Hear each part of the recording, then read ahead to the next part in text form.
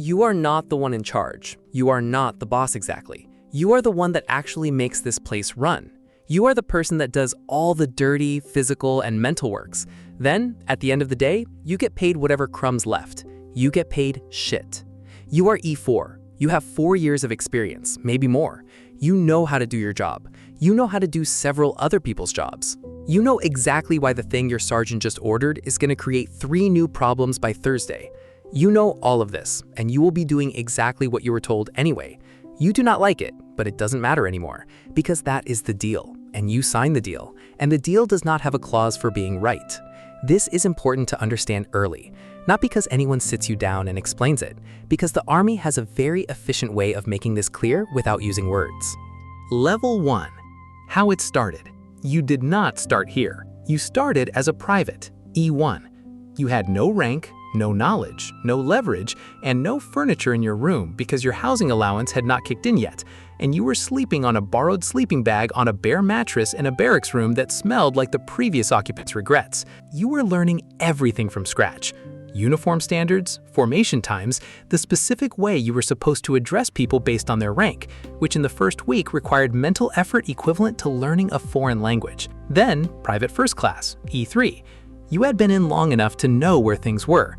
You were no longer constantly lost, but you were still occasionally lost, which is a meaningful improvement. Then specialist, E4. And something shifted, not in your authority, but in your understanding. You now knew enough to see the whole picture. And the whole picture, it turns out, is a lot. Level 2, your daily architecture. Your day starts before your day starts. Formation is at 6:30. You are there at 6:15 because being at formation at 6:30 means arriving at 6:25, which means you are late. And being late at 6:25 is the same as being late at 700 in the civilian world, except the consequences are significantly less civilian. So you are there at 6:15, in the dark, in the cold, in whatever the weather and whatever conditions, standing in a parking lot with 11 other people who are also standing in the parking lot because the same logic applies to all of them. The sergeant does accountability. Everyone is present. This takes 4 minutes. The information gathered during these 4 minutes could have been gathered by text message in 45 seconds, but that is not how this works and will never be how this works, and you have made your peace with it. PT follows. Physical training. You run, you do push-ups and sit-ups, and various other movements that your body has strong opinions about at 6:30, but which your body's opinions are not relevant to. You are in good shape, not because you are naturally athletic, but because the Army has been making you do this every morning for long enough that your body gave up protesting and just adapted. This is one of the things the Army is genuinely good at, removing your body's ability to argue. After PT, after showers, after the brief window that functions as breakfast, the workday begins. And here's the thing about the workday when you are an E4 specialist. You are actually doing the work. Not all of it, but most of it. The physical, actual, hands-on, get-it-done work that the mission requires. The maintenance, the inventories, the loading and unloading, the setting up and tearing down, the moving of things from one place to another place because they are needed at the other place now. And tomorrow they will be needed back at the first place, and you will move them again, and nobody will find this strange. Your sergeant tells you what needs doing. You do it. Your lieutenant tells your sergeant what needs doing. Your sergeant tells you. Your captain tells your lieutenant. The information travels downward through the ranks like water through a system of pipes, and you are at the bottom of the pipe, and everything lands on you. And that is not a complaint. That is just the hydraulics of how rank works. You are the mechanism. You are the part of the machine that actually contacts the work. Every rank above you is important for specific reasons. You are important for the reason that without you, nothing actually gets done. This is not a small thing. You know it is not a small thing. Nobody above you will say it is not a small thing. They will simply continue handing you things to do, and you will continue doing them, which is its own form of acknowledgement, if not a satisfying one. You are smarter than people give you credit for. Not smarter in the sense of education, though some of you have degrees, and one guy in your platoon has a master's in electrical engineering and is currently using it to fill out motor pool dispatch forms. Smarter in the sense of operational awareness. You have been doing this long enough at the ground level that you understand how things actually work, as opposed to how things work on paper, which are 2 different systems that occasionally overlap. You know which maintenance shortcuts actually save time and which ones create problems 6 months later. You know which rules exist for good reasons and which rules exist because someone wrote a regulation in 1987 and nobody has reviewed it since. You know your platoon sergeant's pressure points, and you know your lieutenant's blind spots. And you know which sergeant will go to bat for you if something goes wrong, and which one will write your name in a report before you finish explaining what happened. This knowledge is not written down anywhere. It is accumulated through presence and attention, and the specific education of being around something long enough to understand its actual shape, rather than its described shape. You use this knowledge carefully, mostly by staying out of situations that don't require you to use it. The E4 who survives and prospers is not the one who is loudest about what he knows.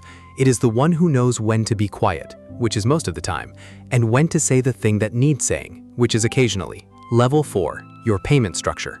Let's talk about the pay. How and what you are being paid. You make, depending on your time in service, somewhere between $25,000 and $32,000 a year, before taxes. The federal government will now take a portion of the salary it is paying you. You will nod at this because there is nothing else to do about it. With housing allowance and food allowance factored in, the picture improves somewhat. Your actual take-home exists in a range that civilian friends will describe as not that bad when you tell them, and then they will do the math on your hours and they will stop talking because you are not working 40 hours a week. You are working whatever hours the mission requires, which some weeks is 50 and some weeks is 70, and during field exercises is essentially all of them. And the number on your pay stub does not change based on how many hours you worked. It is a salary in the most technical sense of the word, which is that you get paid the same regardless of what the week looks like. You have done the math. You will not share the result of this math with anyone who is considering enlisting because it is not your job to discourage people, and also the math is somewhat demoralizing and you have made a conscious decision not to dwell on it. The junior enlisted discount at the restaurant near base is much appreciated. Level 5, the field. You go to the field more than any other rank. Officers go to the field, sergeants go to the field. You go to the field, come back, clean your gear, and are told you are going to the field again in 3 days. The field is where a lot of the E4 experience lives. It is where training happens in the actual dirt and weather of the actual world, rather than in a classroom with slides. You set up patrol bases. You dig fighting positions. You run lanes and battle drills in temperatures that are either too hot or too cold, rarely anything in between, because the Army schedules field exercises with what appears to be a meteorological sixth sense for finding the worst possible week to send you outside. You sleep in a sleeping bag in a fighting position, or in a tent, or in the back of a vehicle, depending on what the exercise calls for.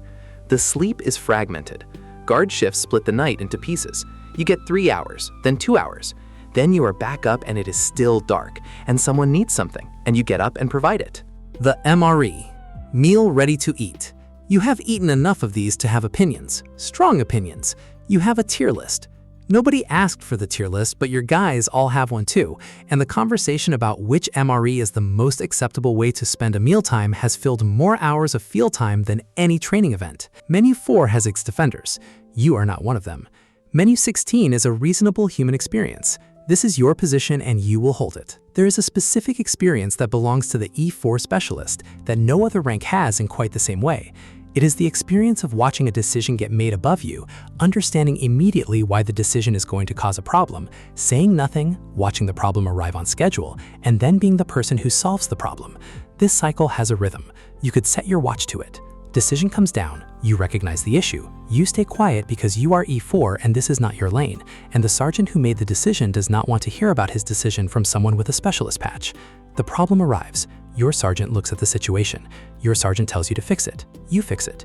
Your sergeant reports up that the situation has been resolved. Your name is not in that report. This does not make you angry. You passed through angry somewhere around month 8 of your first year and came out the other side into something more useful, which is a very clear-eyed acceptance of how organizations work when the people at the top of them have more authority than visibility. It happens in the Army. It happens in every organization.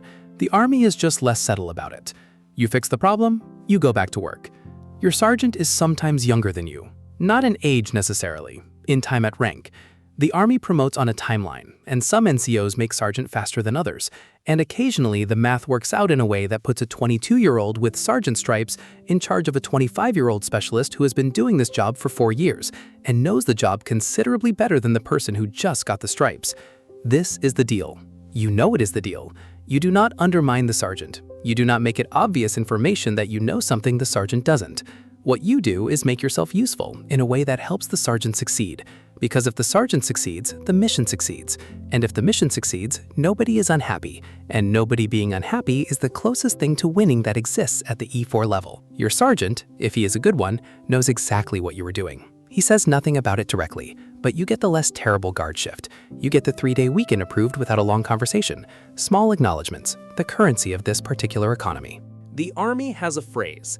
It is not an official phrase.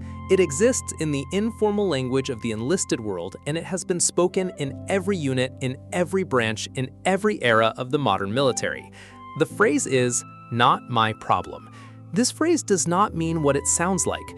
It is not laziness. It is not indifference. It is a precision instrument. It is the tool the E4 specialist uses to survive in an environment where the number of problems that exist on any given day exceeds the number that can be solved by any one person. And your job is to correctly identify which problems are yours and solve those, and correctly identify which problems are not yours and leave them for the people whose problems they are. This skill takes time to develop.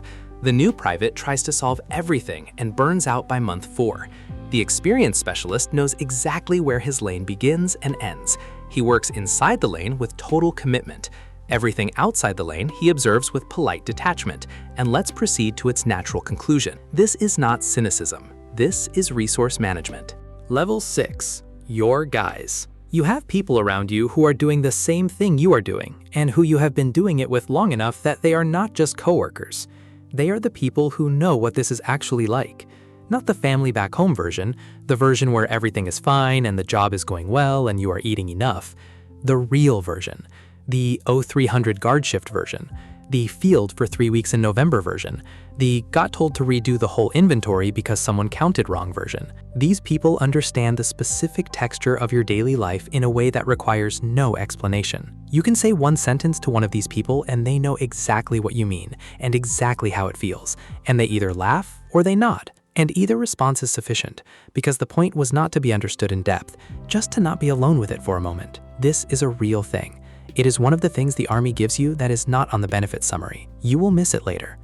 Not the hours, not the pay, not the field exercises.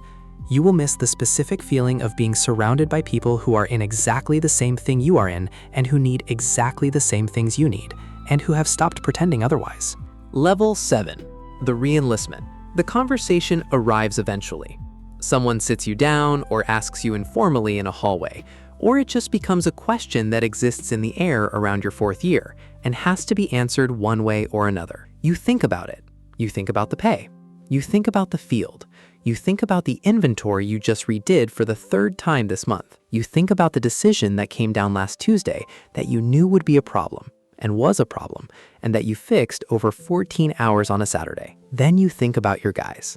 You think about the fact that you are genuinely good at this. Not good in the way people say it to be nice, good in the way that shows up in outcomes, in missions that run right, in problems that get solved before they become bigger problems, in the specific competence of someone who has been at the ground level of this thing long enough to understand its actual shape. You think about what you would do instead. Some of you re-enlist. Some of you get out, go to college on the GI Bill.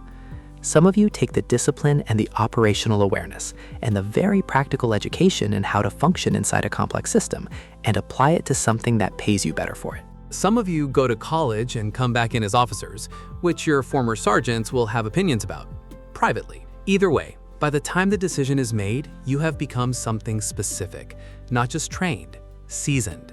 There is a difference, and it lives in the details, in how you walk into a room, in how you look at a problem, in the very quiet confidence of someone who has been at the bottom of the pipe for years, carrying everything that came down it, and is still standing. You are not in charge. You are just the reason everything works. The Army knows this. Your sergeant knows this. The lieutenant knows this. Nobody will say it in a formation. Nobody will give you an award for it. The ceremony for this particular achievement does not exist. But on a Tuesday afternoon, when something is broken and needs fixing, and the timeline is tight, your sergeant looks at the room and he calls your name. Not someone else's name, yours. That's the whole thing, right there. That's what 4 years of this buys you. He calls your name. You get up, you go fix it.